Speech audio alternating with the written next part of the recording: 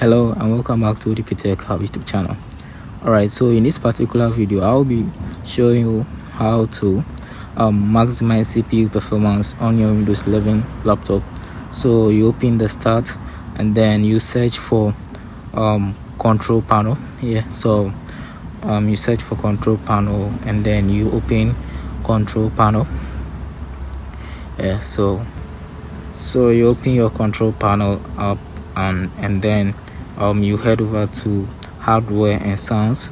From there you go to power options there. So you open your power option menu, and then you could see the settings is where automatically it will be balanced, so you change it to high performance as you see on my screen. So you click on change plan settings and then you can change the advanced power settings. You tap on that one and you go down and then you expand the processor power management, and then you expand both the minimum and then the maximum processor state. So you should make sure that the maximum processor state when on battery should be 100%, and also when plug-in should be 100%. Both of them should be 100%. So you just type 100% there. After that you click on apply and then OK to apply your settings. So now let's close our control panel and then move on to the next step, which is the major step. So you open your start menu again and then search for system configurations.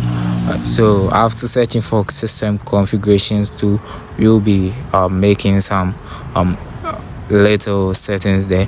So system configuration, you open your system configuration software. Right, so after opening your system configuration software, you head over to boot option there. That's the second option. Then you go to advanced options.